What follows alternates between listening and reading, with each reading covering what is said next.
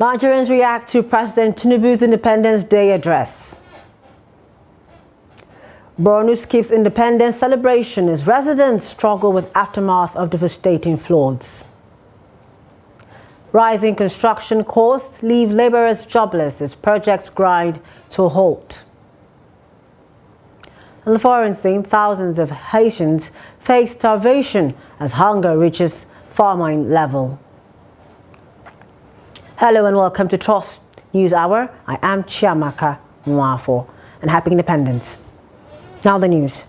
President Bola Tinubu has urged Nigerians to remain resilient and tenacious, assuring them that despite the challenges ahead, his administration was determined to cultivate a country that reflects the aspirations of all its citizens, a nation that resonates with pride, dignity, and shared success.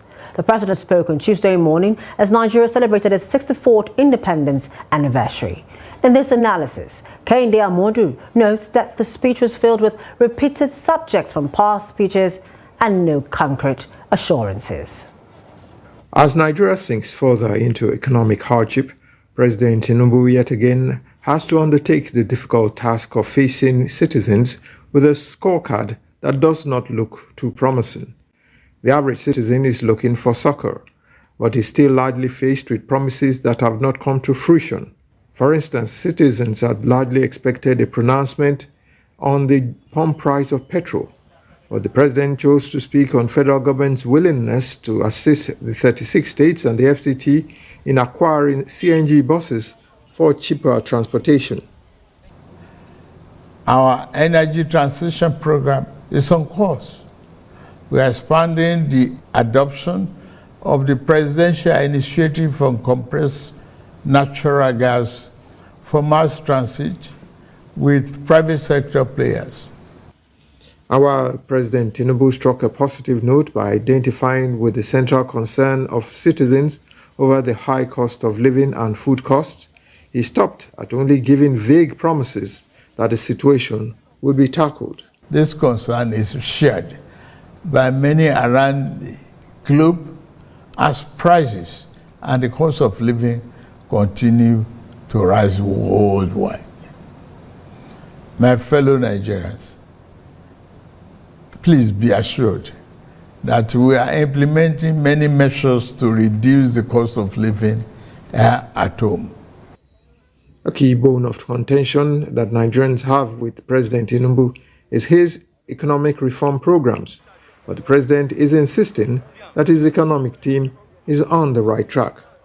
We inherited a reserve of over 33 billion 16 months ago. Since then, we have paid back the inherited forex backlog of 7 billion. We have cleared the ways and means debt of over 30 trillion naira. We have reduced the debt service ratio from 97% to 68%. Despite all this, we have managed to keep our foreign reserve at 37 billion.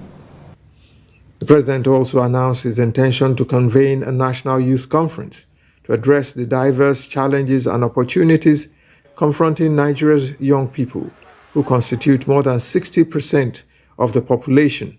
The 30-day confab will unite young people nationwide to collaboratively develop solutions to issues such as education, employment, innovation, security, and social justice. Despite the president's obvious attempt to rally Nigerians to support his administration, the speech showed a clear disconnect with the yearnings of citizens. While Nigerians expect a speech that will give them clear-cut answers to their hardship and timelines to resolution of these problems, they were treated to 23 minutes of ambiguity.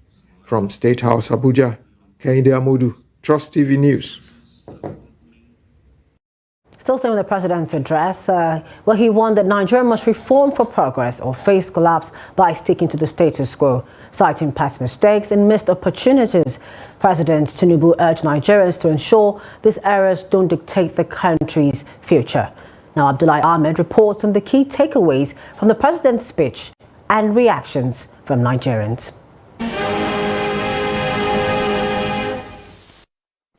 Fellow Nigerians, with nationwide protests looming, reflecting rising public discontent, President Bola Ahmed Tinubu's 64th Independence Day speech aimed to inspire confidence. However, his address has sparked mixed reactions with opinions divided across the board. In his over 20-minute speech, the president focused on highlighting key economic reforms, hoping to restore faith in his administration's direction. The speech this morning first was very uninspiring. There was a lot of things missing. For someone like me, I didn't listen to the speech. But of course, I took a look at it later on. I expected quite a number of things, e.g. the question you just asked. What were the things the president said on national development? Absolutely nothing. The most worrisome for me, even though youth were mentioned, is that nothing was mentioned about the woman, the women in Nigeria, the pain that they have to bear in this biting economy, taking care of the home, looking at career, and ensuring that things are held in place. There's really nothing for me. I actually feel like crying right now, truly, because... The backlash following President Tinubu's Independence Day speech has been largely attributed to the perceived underperformance of his administration. With the cost of living skyrocketing, many Nigerians feel the economic outlook is worsening, further fueling discontent in the nation. Some of the president's development proposals have also failed to generate the expected enthusiasm, leaving many Nigerians unconvinced and skeptical about the promised reforms. The economy needs not a conference, not a conference. A conference will be a conduit for people to make money, and at the end of the day, like he assured, implementation will be assured, but I can tell you, implementation will never come, typical of the Nigerian setting. We have, some reforms have been introduced, so I believe we have to give him time for those reforms to come into place and take effect. So we're yet to see the outcome of those reforms. It's a bit too early to judge at the moment. Thank you. That's it. National addresses by presidents have become a regular part of governance in Nigeria, often serving as a barometer for public expectations and the administration's direction. For many, this latest speech by President Bola Ahmed Tinubu was yet another missed opportunity to restore Nigerians' confidence in their leadership. Happy Independence Anniversary, fellow Nigerians. Abdullahi Ahmed, Trust TV News, Abuja. Now, in the build-up to this year's Independence Day celebration, supporters of the #EndBadGovernance demonstration had campaigned on social media for a grand protest on the 1st of October, demanding an end to bad governance in Nigeria. Trust TV's Sigir Ibrahim, who went round the Abuja city centre, reports an absence of anti-government protesters within the federal capital, despite initial momentum, a rally earlier in the day. His report.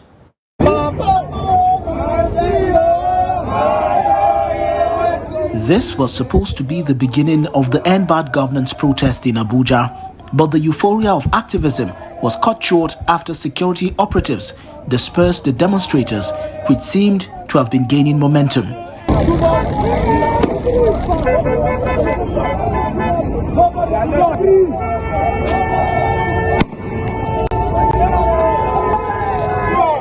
They are started shooting us tear gas. They are trying to disperse us. Don't move, comrades, don't move. Don't move, comrades, don't move. At the city center, the presence of heavy security is visible, cutting off entry routes into the Three Arms Zone, where the Presidential Villa, National Assembly, Supreme Court, Federal Secretariat, among other federal government buildings is located. The presidency had announced that this year's celebration will be low-key, thus a closed-door ceremony held away from the Eagle Square, which was also cordoned off by security. As the search for the End Bad Governance demonstrators continued, we encountered some demonstrators led by the national president of the National Association of Nigerian Students. We don't always believe that it is time for destruction. Complain and complain. No, let's encourage our leaders. Let's pray to God Almighty to guide them, to rule us with the fear of God. We don't believe in those who want that there should be destruction. We don't have such idea. The FCT commandant of the NSCDC, Shola Odumosu, who was also on routine patrol around the city, called for concerted effort of all Nigerians to move the country forward. It's just we noticed some pockets of individuals at the stadium at some point, but the way they went about it, they were still peaceful. But we were able to control them and monitor them properly until they were able to leave the stadium venue. So for now, on my own part, we have not made any arrests, but we're still monitoring. It is not through disruption of the country. It's not by shutting down the country. It is not by unleashing mayhem or attacking government facilities that will solve the problem. The state of the economy, rising cost of living, transportation and many others occasioned by twin policies of fuel subsidy and exchange rate unification has been the reasons behind widespread criticism of the Tinubu-led administration, with many calling for a reversal of these policies to reduce economic pressures on citizens. Sagir Ibrahim, Trust TV News, Abuja. Former African Action Congress presidential candidate Omoyele Sowore has called for the release of Nnamdi Kanu, leader of the Indigenous People of Biafra, IPOB, and other detained protesters. Speaking at a protest in Ikeja, Lagos, Sowore criticized the Nigerian government for holding individuals on what he termed false charges, including treason. He argued that Kanu's imprisonment was politically motivated and underscored that every group has the right to decide whether to remain part of Nigeria.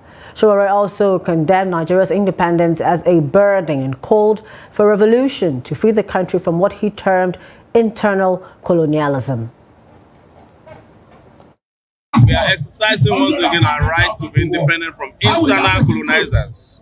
Our own brothers and sisters who turned us into slaves here in this country, economic scavengers, people who jail us because we stand up for our rights. People who say they are practicing democracy but don't allow people to vote freely, credibly in any part of the country. People who steal, loot, and destroy.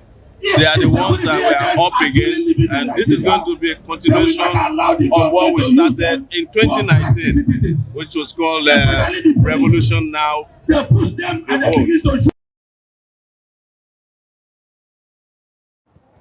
As Nigeria celebrates her 64th independence anniversary, Nigerians in Kaduna State have been lamenting the economic hardship, insecurity, and other challenges currently bedeviling the nation. The residents who expressed dismay with the manner the country's leadership is handling the present economic crisis in the country noted that instead of things getting better, they are, however, worsening and causing more hardship for the people. Bello Musa reports. While the day is being celebrated in parts of the country, people in Kaduna State are struggling to survive and meet up with their family obligations. Though many believe the day is worth celebrating, the celebration is, however, overshadowed by the excruciating economic hardship inflicted on Nigerians. Celebration, we like it. Only the problem we have on ground is this hunger. That's the problem. So we want our president to help and touch that area. That is the problem. Then the problem we have again, even though they don't touch about fuel, let them reduce fuel price. It's important to celebrate it because before we were under some British rule or something when we were not free, but now we are free to do things on our own. Since I was born, I've not seen it like this. Hardship everywhere. Okay, look at common transportation. I enter here now, 500 naira, going 500 naira. Despite the economic hardship they are battling with, they are still optimistic that leaders can address the challenges only if they initiate policies that will turn around the economy. All we need to do now is all to go back, both Christians and Muslims and those who don't have religion. Let's start begging God, go back to God and beg God for forgiveness. Let our Oga, wey know the path before us, he day before, bring our Nigeria back. Control pride, he has the power to do it. Amidst the challenges facing Nigerians, parade at the Ahmadu Bello Stadium added color to the low-key celebration.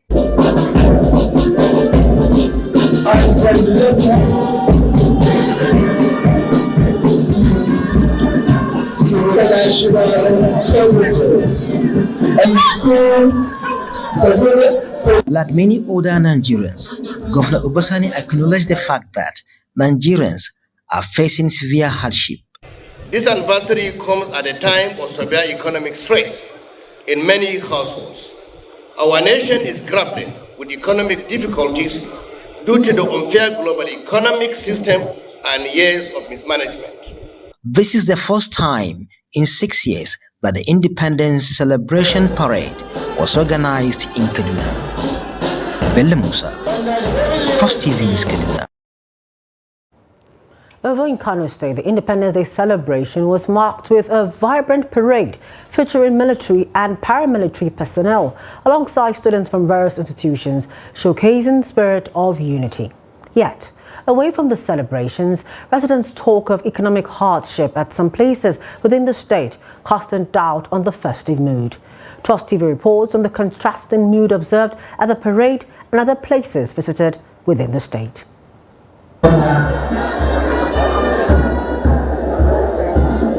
Kano's Governor Abba Kabir Yusuf delivered a passionate speech at the Independence Day Parade, highlighting the achievements of his administration over the past year. He emphasized efforts to improve healthcare, education and infrastructure, asserting that his government is committed to uplifting the lives of Kano citizens. We assure you at this juncture of our unflinching commitment to remain focused towards fulfilling our promises of delivering people-oriented projects that will have positive impact on the lives of the masses and the general development of our state.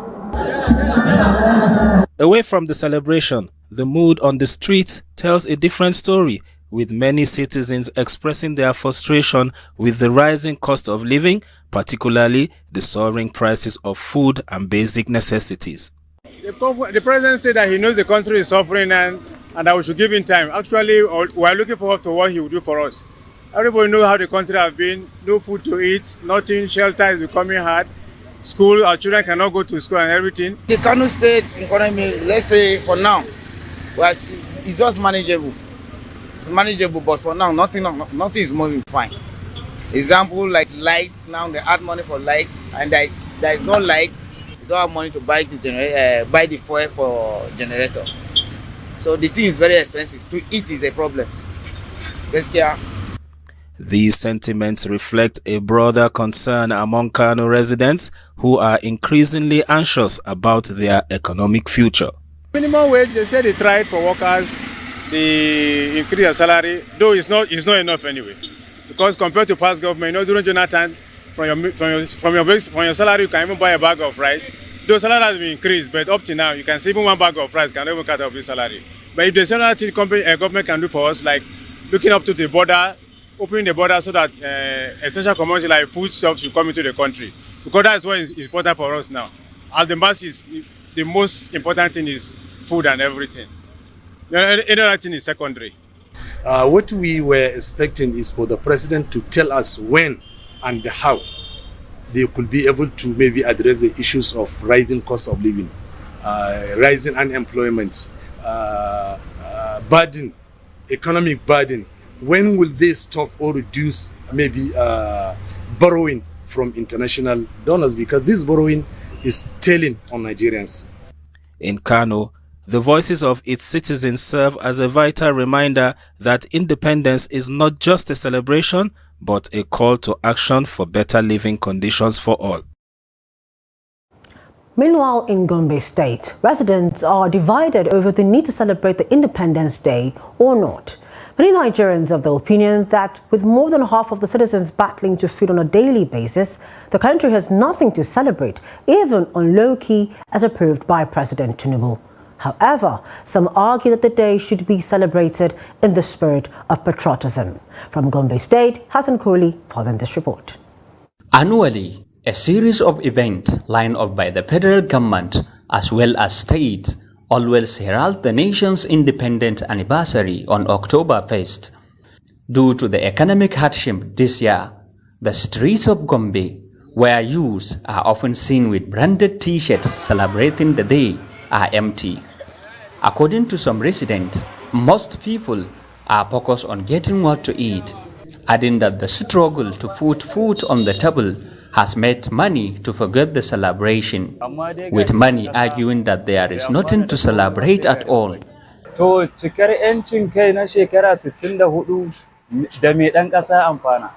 As a citizen, I think we are not fully benefiting from the nation's independence from her colonial masters. As a matter of fact, Nigeria itself needs help to stabilize socially and economically.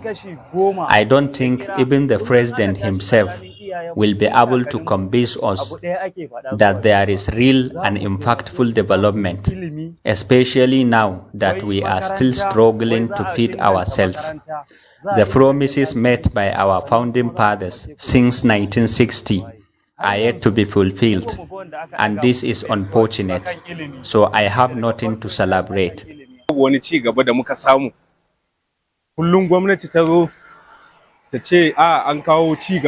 It is a day of mourning for many of us, as we are yet to feel the impact of the government. The government is always saying they are bringing development to the people, but as a citizen, I am yet to see the said development, so it is usually fictitious and in the realm of imagination.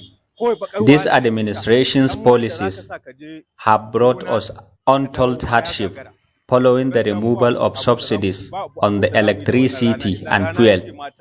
We want the government to know that we are not celebrating anything. Let the government reverse its harsh policies.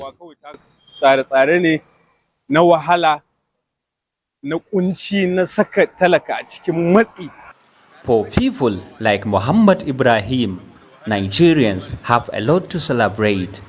He, however, urged top government officials and Nigerians in general to remain patriotic even in the face of daunting challenges.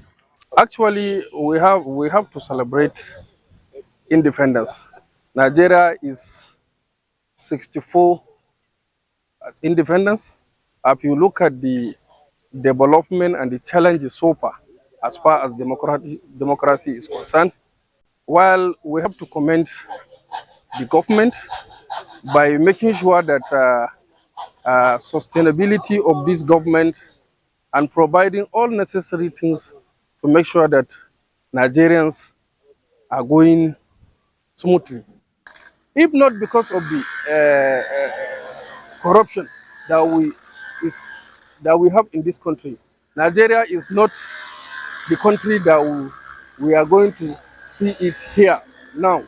So we are calling on the government and the Nigerians, particularly the youth, to make sure that they know what is going on in the government, and we are calling on the youth. Protest is not the solution for our country. We have to partner with the government, we have to be law-abiding to make sure that we support the policies of government to ensure the integrity and personality of Nigeria is restored.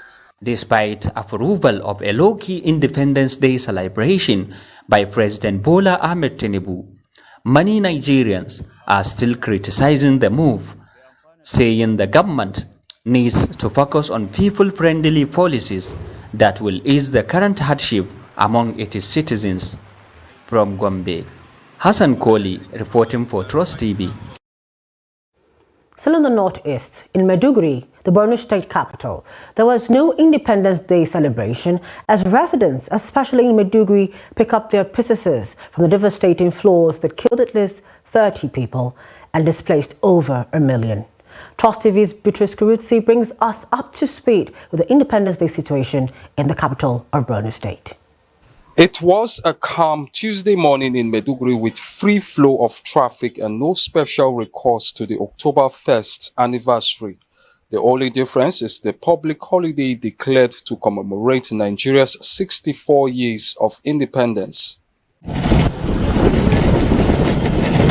Ramat Square, where most national events take place, looked empty with no sign of the usual march past to commemorate the day. Maiduguri residents attributed the no celebration to the floods that sacked the city and some local government. You see, the flood is natural cause. When it happens, it affects the economy of the people. People must lose their houses, their property, and a lot of things. So people may find it difficult to celebrate. Some they have no food, some they have no shelter. They are residing in some uncompleted buildings. We have many factors. We have factors of flood, we have factors of insurgency. We have this kind of lack of market and poor living condition in this town. That's why we are not celebrating. Some people even don't know today is Independence Day. This flood disaster that was occurred to us and insecurity. So after insecurity and this protest that has already been passed, so all this issue is worse in Nigeria. Today, nobody come out and celebrate the Independence Day. Why? Because we are facing challenges of the security. We are facing so many things. They want the government to provide more support for flood victims and agricultural interventions. Government should reform the economic scheme.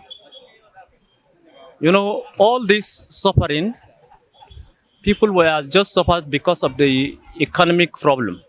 We are not celebrating independence. We are calling on government, please, especially federal government and state government, to look for way to get job for the youths and give loan to the farmers and take care of education. The state government has, in a statement, scaled back its Independence Day celebration for residents to reflect and pray for the state following the recent floods that affected Maiduguri. Beatrice Kurutsi, Trust TV News, Maiduguri. As Nigeria marks 64 years of independence, the nation reflects on both its rich heritage and the challenges it faces moving forward. Dubbed the giant of Africa, Nigeria holds vast potential but continues to wrestle with obstacles to its progress. Trust TV's Dorcas Yakubu speaks with Nigerian youths on how to drive the nation's development. Here's the report. Nigeria's 64th independence anniversary is a key moment to renew commitment towards national progress through strategic focus on governance, economic development, education, infrastructure, and social unity. Youth leaders in discussions praised President Bola Ahmed Tinubu's administration, emphasizing the crucial role of youth in governance, leadership, and nation building. Things have been bad for a very long time. Nobody is a spirit, nobody is an island of knowledge, but we're saying we are coming together with force. But it cannot just happen in a day.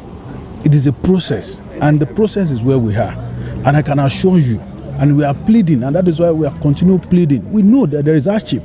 It also affects us. We have families, we have brothers, we have sisters. You know, sometimes most of our young people don't even understand what is the role of a councillor. They don't understand what is the role of a local government chairman. By the time they sit down at the corner of their room, they just continue to put all the blames on the president alone, not understanding that the president has his own constitutionally provided responsibility. So when you find yourself in a platform like this, it improves your knowledge about leadership and governance. If you look at our demographics, 70% of Nigerians' population is under the age of 35. They're young people. So that's about roughly 180 million people are under the age of 35. And so we need these young people who are already excelling in music, in movies, these people who are excelling in building unicorns. We need them in government. The conversation and the conference which Mr. President is planning that suggested we have started already. Dialogue is just the way out, not protest. Our demand to engage via dialogue is because we are yearning for solutions, and the solution is already at our doorstep. Mr. President had assured that at that conference all resolutions will be implemented. While some believe the government is making progress, one youth leader offers a contrasting perspective. There is no single word in Northwest now that you take me to that I don't have somebody or I cannot go there. I know we have schools of skills and acquisitions, entrepreneurs in the Northwest, but none of them is functioning. I have not seen anybody from the government angle or from any NGO coming to rescue this zone.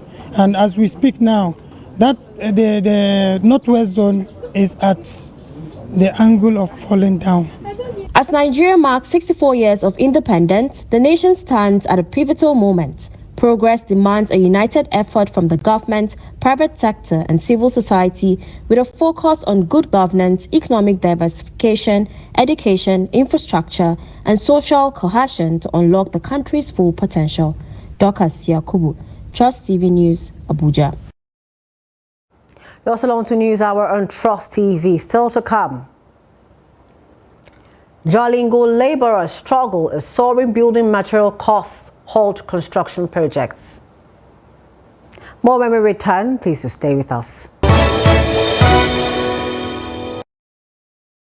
Welcome back. Thanks for staying with us. A recap of our top stories.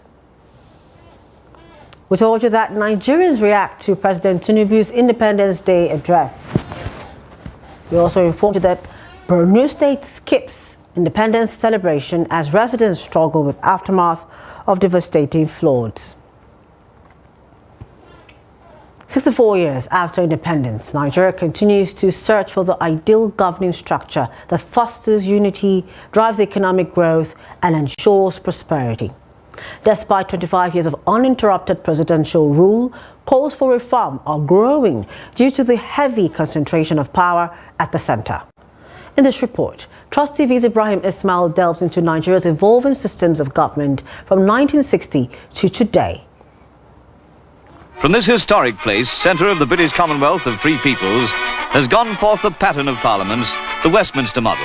The parliamentary system of government, also known as the Westminster system, is a type of government that incorporates a series of procedures for operating a legislature, first developed in England. The parliamentary system of government was practiced in Nigeria from 1957 to 1966. Sir Abubakar Tafawa Balewa was the first and the only Prime Minister of Nigeria. Under the parliamentary rule, the country had three regional governments, the Western, Eastern, and Northern regions, and had premiers as leaders. We started with a regional system and using a parliamentary system of government, which means we have regions that were competing with each other, each one trying to develop, each one trying to fashion its own way to the best of its ability. It started working well to some extent because even after the regions were no longer there, we saw a lot of developments that have been initiated by the founding fathers of those regions and founding fathers of this country. But the parliamentary regional system of government ended in 1966 as a result of the first coup, and we had the military. Unitary system of government is known as the central government. It controls the whole government. All powers and administrative divisions and authorities lie at the central place. In May 1966, Nigeria's first military head of state, General Agui Ironsi, promulgated the Unification Decree 34, following the killing of national political figures by rebellious soldiers. The Unification Decree 34 abolished regional institutions and the parliamentary system of government. National federalism is a territorial pattern of government, one that combines the centralization of some political powers and the decentralization of others. Nigeria practiced national federalism under military rules. The military heads of state control the power at the center, while military governors or administrators control the states. This system was adopted during the reigns of General Yakubu Gowon, General Murtala Mohammed, General Olusegun Obasanjo, Major General Muhammadu Buhari, General Ibrahim Babangida, General Sani Abacha, and General Abdulsalami Abubakar. And the military, by tradition, they are centralized and hierarchical in nature, and they turn the country into that. Virtually, they abolish the regions and establish states, and the states are under strict control of those at the center. And that is how our journey began to federal system, virtually as a result of the military. The federal system means each state also has some latitude or powers to act, while the federal also has its own powers. We have the concurrent powers, exclusive and concurrent. Then the problem with that was that at all the time that the military left, the imprint of the military reflected on those federal system which we now turn to. We left the parliamentary system, the regional system. We started using the federal system and presidential system. The presidential system of government was introduced in 1979 and later practiced from 1999 to date. A presidential system or single executive system is a form of government in which a head of government, typically with the title of president, leads an executive branch that is separate from the legislative branch in systems that use separation of powers. It was introduced during the tenure of Nigeria's first president, Shehu Shagari, in 1979. In recent years, there have been a lot of agitations for restructuring of the country, and the matter has recently resurfaced with rumors that President Bola Tinubu has a plan to turn the country into a regional government structure. Will it solve the problem totally? I don't think it is going to do that. Simply because we have seen you can go on changing endlessly. Even instead of that, we should, examine ourselves thoroughly. We should examine the system thoroughly, try to find a solution. But to me, it will even create more crisis than it will solve. Because by the time you are bringing regionalism, it means even some powers that state government have will be taken to the region. Secondly, you are bringing a dimension that will further compound the development challenge of Nigeria. Okay, you are bringing the regions, some minority tribes will be under a particular region, they will feel they are dominated. As it stands, the presidential system is the longest practiced structure of government in Nigerian democracy. It has been in effect uninterrupted for 25 years, from 1999. Ibrahim Ismail, Trust TV News, Abuja. Nigeria has come a long way in a 64-year journey, yet it continues to grapple with existential challenges that threaten the growth and stability of Africa's perceived giant. In this report, Trust TV's Abdullahi Ahmed examines the greatest threat to Nigeria's unity since independence, a crisis that nearly tore the nation apart.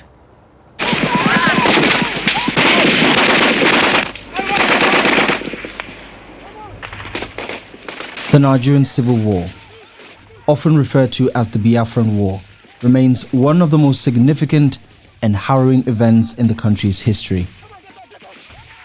Fought between 1967 and 1970, the conflict arose from deep-rooted political, economic, and ethnic tensions that escalated into a full-scale war following the secession of the southeastern region, which declared itself the Independent Republic of Biafra.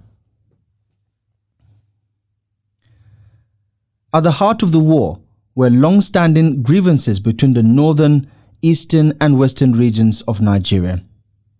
Ethnic divisions, military coups, and retaliatory killings, particularly targeting the Igbo people in the north, led to a breakdown in national unity. The declaration of Biafra under the leadership of Colonel Odumegwu Ojukwu was the tipping point that set Nigeria on a path to war. For 30 months, the Nigerian government, led by General Yakubu Gowon, sought to prevent the secession and preserve the unity of Nigeria.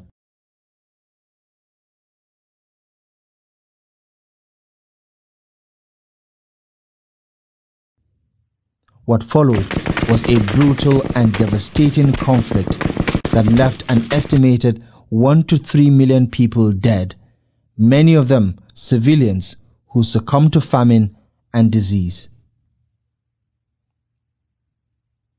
The blockade of Biafra by the Nigerian forces further deepened the humanitarian crisis, with images of starving children capturing the world's attention.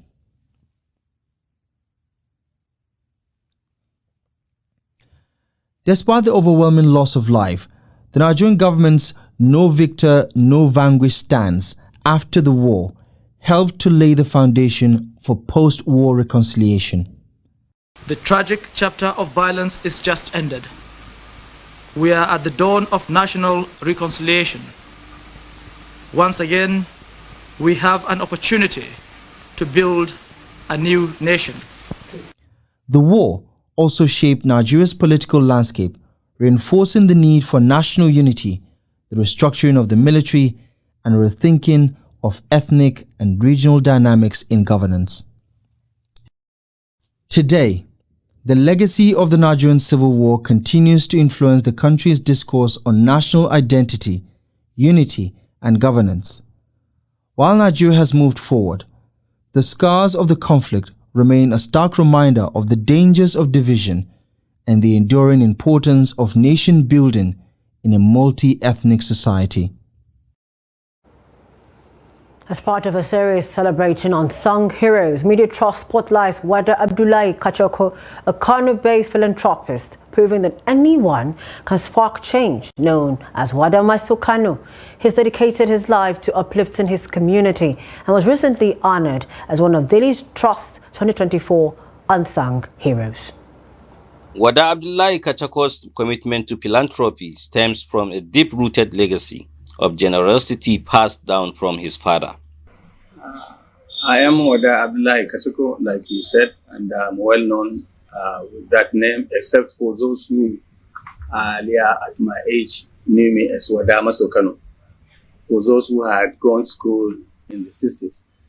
Now, my father, Alhaji Abdullahi Masokano, was a merchant, a trader. Anywhere he goes, he built a mosque close to his house. So it's a tradition. He was a philanthropist of high standard, and he was always teaching people around far and near how to, develop themselves and then make a better life. At home in Kachako, and that we do, and we have to expand all that. So in view of this, now branches of areas of empowerment, education, and things like that, of course, health is there, and we are now coming up with an idea of having to give and build primary health centers. In Kachako community, the demand for education is overwhelming, showing the community's eagerness for quality education.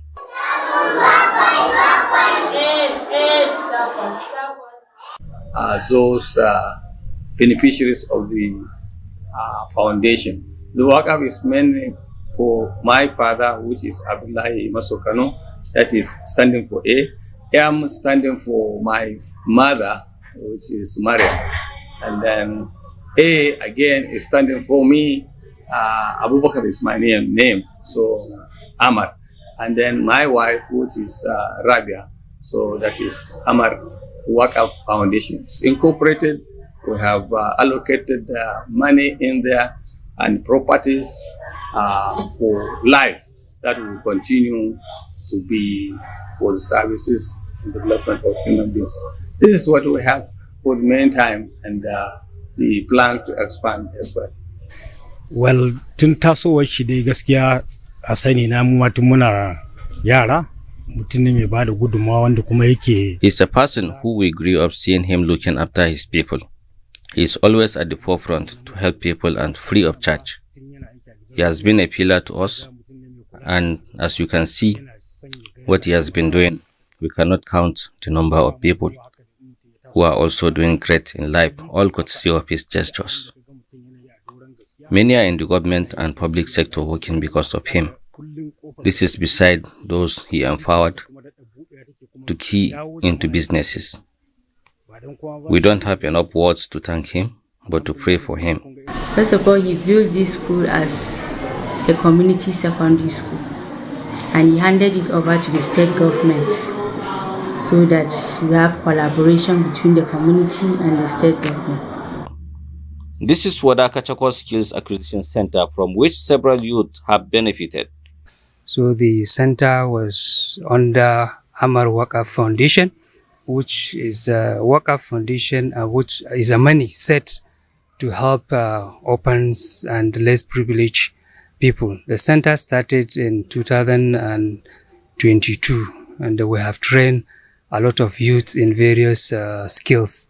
Actually, the skills we intended 10 trades, but we started with 4. We trained ladies or women in cosmetology. We trained the giants in barbing, electrical installation, and GSM repairs. Apart from that, just training them we feel is not enough. So we give them an entrepreneurship, whereby they can manage the money they were able to earn and be productive. Wada Abdullahi Kachako's story is a testament to the power of community. Now, 10% out of whatever you earn, put it in the charity, or put it in endowment, or use it to make sure you have empowered somebody. And that's all it takes.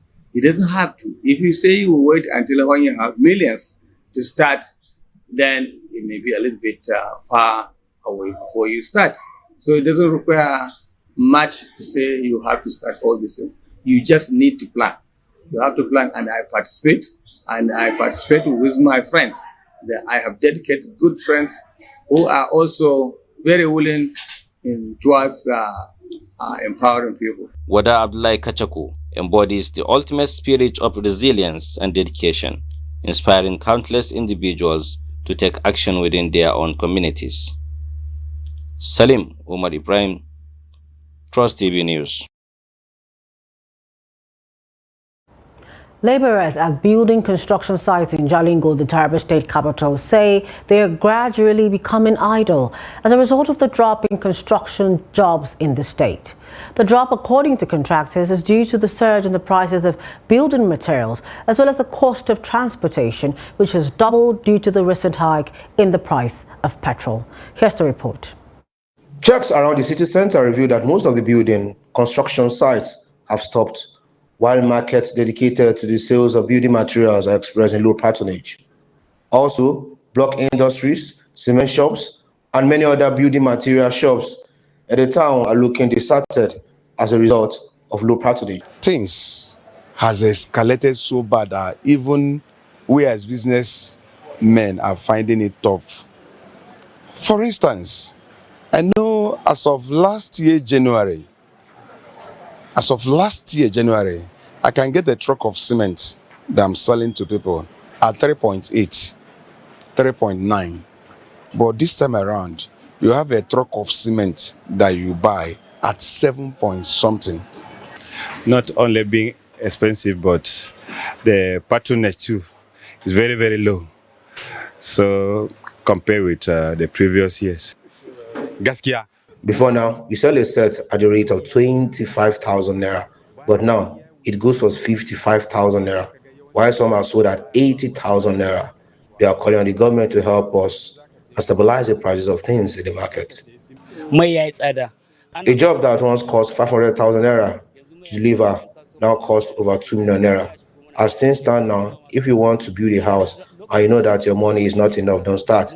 Instead, invest what you have and gather more. For laborers, the situation is getting out of hand, as they were always engaged in 1 or 2 delivery or menial job at different sites, unlike now that they can hardly have 2 tons in a day. They added that affording the daily meals is now a challenge, let alone meeting other needs. I have been here since morning. I have not been engaged to do any work, and it's almost 1 o'clock. I have not even had breakfast up to now. Contractors are no longer coming because things have become too expensive. If they can come to our aid to see that they should bring down or subsidize the price of things, so that at least you see now people don't build. because going to market to buy things now is very cost, and the problem there is not even the billing. People are just looking for what to eat now. A Jalingo-based contractor blamed multiple taxation on delivery trucks, transportation costs, as well as the surge in the price of building materials for the decline in building construction jobs in the state. And the increment of the price, one of the major challenges is that after purchase the materials, one truck maybe from Lagos, you pay a transport, you brought it here. Before you sell the materials finish, before you go back to market, the price is more than even what you sell. So before you buy one truck, you have to go and look for a capital somewhere to complete. They urged the federal government to address the fuel crisis in the country, which has a multiplier effect on all other sectors.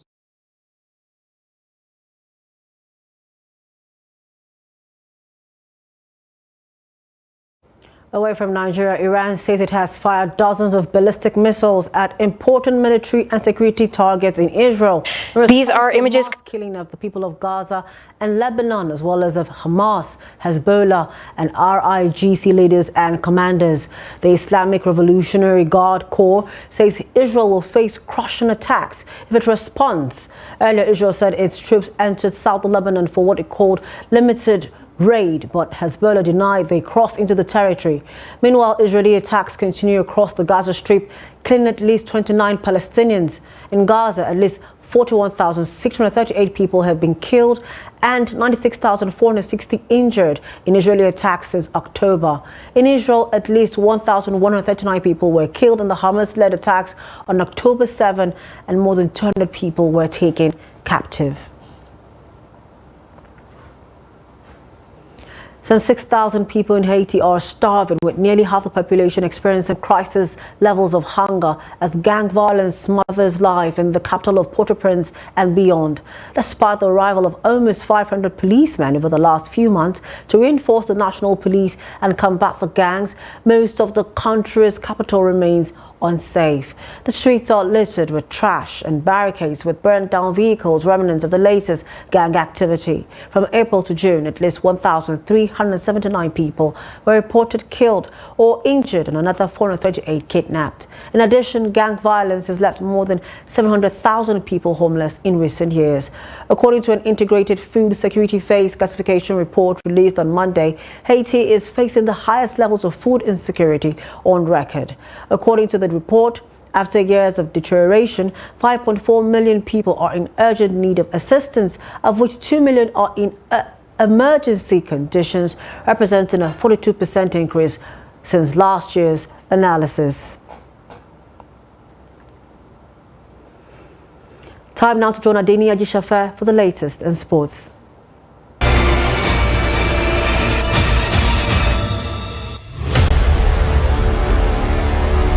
Ghanaian Scrabble star Charles Tashi Mensing achieved his ambition on foreign tour after lifting the third edition of Lekki Scrabble classes in Lagos. Tashi Mensing heaved sigh of relief after reconciliation was scored with his adversary Grandmaster John Ayedun in Game 17 with a game to spare to win the 1 million naira tour prize. The competition had African champion Enoch Nwale, West African champion Timlane Doko, Panasa President Cup winner Godwin Victor, and other top-rated players. Charles Tashi Mensing completed the takeover in Division A with 14 wins despite dropping his last game in round 18 to edge his name in the most glamorous tournament organized by a Scrabble club in Africa. John Ayedun finished second to take home half winner's prize, while Emmanuel Umujose, Enoch Nwale, Godwin and Akeem Olaribe follow in third, fourth, fifth and sixth respectively. Meanwhile, in Division B, Babatunde Adiagbo, who had controlled the standing, fell at the last hurdle in round 18 to Babagide Alagbada, who snagged the title from him with 1,032 points to Adiagbo's 871 after tying at 14 wins. Charles Tashi Mensing explained further on his strategy to win the Scrabble Classics. Yeah, I just kept my cool. I was a bit skeptical going to sleep yesterday. As a matter of fact, we were supposed to play, I think, 12 games yesterday. And then it was cut short to 11. And I had momentum. So when it was cut short, I was like, wow. I wish we had played 12 today because I was on fire. President Nigerian Scrabble Federation Olobatuke Aka said the Classic's long-term plan of developing Scrabble is on, while also preparing Nigerian players ahead of African Scrabble Championship in Kigali, Rwanda. Has done, has achieved. We've always known he has always been in the corridors of power. In fact, he has come to live in Nigeria for a year before. So he understands how hard Nigeria Scrabble is. He wanted to be a top player, that's why he came to Nigeria. So I'm not going to take it away from him that he's a awarded player, but we have not shown him everything that it takes to become a champion. We have only allowed him to win the money so that he can be able to have some net from what is spent on his transportation coming to Nigeria. But when we get to Kigali, the result will be different. The immediate past president of the club, Ibikemi Adowe, described the Classes as a success. As president, Lekki Scrabble Club, Samuel Aniko, said the tournament at the Classes achieved its aim of providing platform for younger players to develop. We keep improving, Yeah, so they should be expecting improvements. Thankfully, we are getting sponsors. So we hope to get even more sponsors. So all around, it will be beneficial to all in the Scrabble community. So they should look forward to next year's own and plan to attend in good time. I think one thing that is always important, regardless of what you're doing in the now, is to also look into the future. And for us, investing in our young players is something that gives us a lot of satisfaction and pride. The fact that we have an opportunity to do such things is something that we feel very happy about. And in our view as a club, we really feel we need to do more. Celebrity cook Hida Bashi in an exhibition game team up with Sofia to beat Team Adiola favor, with the tournament living beyond expectations, where players were rewarded with cash prizes from the first round to the end of the tourney. That's Sport News. I'm Adeni Ajishafe.